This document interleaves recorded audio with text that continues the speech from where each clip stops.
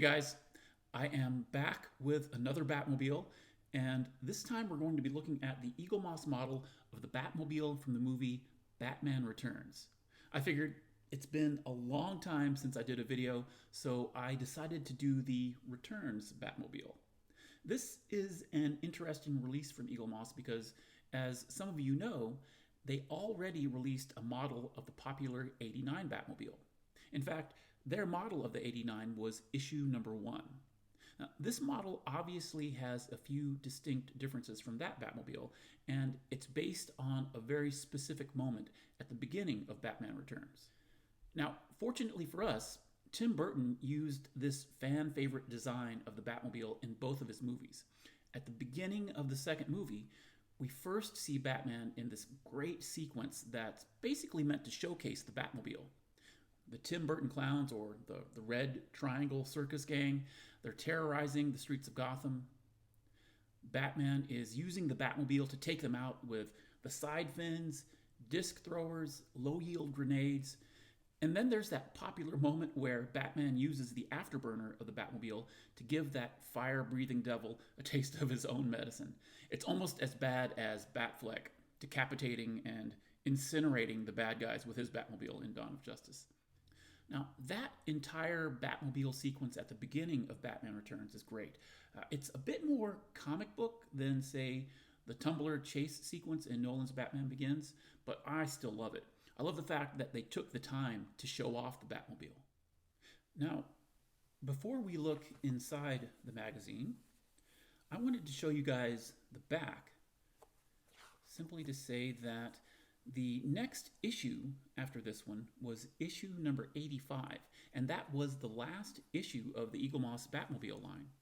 Now, keep in mind that aside from a number of special issues, we always heard that Eaglemoss was planning to release 80 different models. So it's cool that they went past that number, but their overall selection of models was a little curious, to say the least. There were one too many Joker vehicles. And the fact that they ended this Batmobile line with a Robin vehicle, I thought it was a little strange. And this Robin vehicle from Batman 101 is the only one in the line that I don't have. So, what do you guys think? Should I get it just to complete the line? I don't know. I might pick it up. So, anyway, looking inside the magazine, there are a couple of sections that highlight the comic book adaptation of Batman Returns. This is something that I didn't know about. It was actually penned by the great Batman writer Dennis O'Neil, and it has artwork by Irwin and Garcia Lopez. It's pretty cool. And of course, the magazine images, they highlight the panels from the comic book that feature the Batmobile. And here's that scene when the Batmobile transforms into the Bat Missile. And the special features are great for this issue. It lists the features that we see from the first and the second Tim Burton Batman movies, like the machine guns and the side grappling hook, which are mainly featured in the first Batman movie. They listed in this one just to let us know that it's basically the same Batmobile. The images of the cross sections, they show us where all of the other special features are located throughout the body of the Batmobile. You can't see the hydraulic lift, but it does show you where, like, the grenade launchers are, and the high velocity disc throwers, the side fins, of course, and even the ejector seat mechanism. It's really neat to see the inside and where all of these gadgets and features are located in the Batmobile. Let's check out the diorama. Like I said, it's from that opening sequence at the beginning of the movie, and the 3D lenticular has a shot of that very specific moment where the circus clowns, the ones on the stilts, they're walking down the streets, juggling those fire sticks, and terrorizing the citizens of Gotham City. And it's right before Batman takes them out by extending the side fins. I like the fact that they also included this red and white striped tent to add a little more color and visual variety to the backdrop. You can also see the buildings of Gotham City in the background, and you can tell it's Christmas time, just like the movie, right? Because you see a little bit of the Christmas lights there on the side. And the base that the Batmobile sits on is very basic, but it does fit the diorama. It's just this snow-covered street. And with the base and the Batmobile with the fins extended, it really makes for the overall display.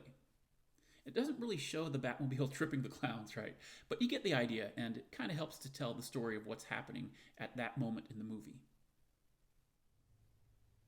So, let's take a closer look at this model of the Batmobile inside the Batcave. The construction of this model is pretty standard for Eaglemoss. We have a die-cast metal body, and there's a plastic plate on the bottom. And of course, the wheels are made of rubber. Now, this model is virtually identical to the 1989 Batmobile, their issue number 1. But that's fine because that model was great, and this one still has all of that nice detail on the top, like on the hood where the machine guns pop out. And of course, that detail continues along the side and on the back with the turbine engine. Now, those red taillights, those are separate pieces of plastic. And the fins that extend out of the sides, those are plastic as well. And I wouldn't say that they're fragile, but you do want to be careful if you do decide to take this one out of the diorama.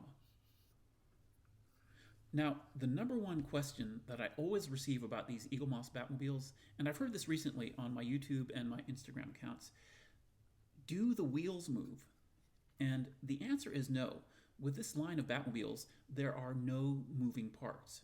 Like, the canopy doesn't open, and of course, the wheels don't turn or rotate. These models are more like statues. They're strictly for display. It's not like a Hot Wheels or a Jada Batmobile. I think the trade-off for not having any moving parts is the fact that you get a nice model of a Batmobile that comes in a display case with a diorama. And something that I've always said in some of my other videos is that this Eaglemoss line is almost like a history lesson on the Batmobile. Aside from the occasional Joker or Robin mobile, they've given us models of the Batmobile that we probably won't ever see in any other line. Let's do a couple of quick side-by-side comparisons. The obvious one that I want to do is with the original Eaglemoss release of the standard 1989 Batmobile. Aside from the side fins on the returns, the sculpt of the models, as I've said, is virtually identical. The big difference is in the color on some spots. Like the turbine engine on the front is silver, but I think it's appropriately a darker color on the returns. That's the way we see it in the movie, at least. The 89 model also has white headlights, while the return has yellow. The tires are also very different. They're completely silver on the 89, and the returns, just like with the turbine engine on the front, it has a darker color, and the bat symbols on the hubcaps are painted silver. The sculpt of the back end is the same, but again, the colors are different. The returns has a darker color on the jet engine, and the taillights have a much brighter red. The other comparison that I want to do is with the other vehicle that Eaglemoss released from Batman Returns, and that is the Batboat. This is another great model. I don't think they're necessarily in scale with one another, but again, the difference in scale usually doesn't bother me. They're both in that 1/43rd scale range. The Batmobile and the Batboat are just under 6 inches or 15 centimeters in length. And I think they look great side by side. In closing, this is a solid model with a nice display case. I do question why Eaglemoss would make this particular model. And don't get me wrong, I love the design of this Batmobile, and I'm happy to get almost any model of it. But there are so many other Batmobiles, some unique and different designs that they could have made instead. If they wanted to do a variation on the Burton Batmobile from this movie, I would have rather have seen something like the Bat Missile. I'd be interested to read what you guys think about the overall Eaglemoss line, and this model in particular. Are you happy to see this variation of the Batmobile? Is there another Batmobile that you wish they would have made instead? As always, I appreciate all your comments and I appreciate you sticking with me and taking the time to watch and subscribe.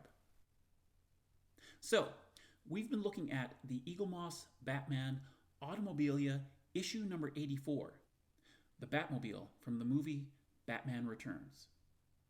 Thanks for watching, guys. I'll see you on the next one. Take care.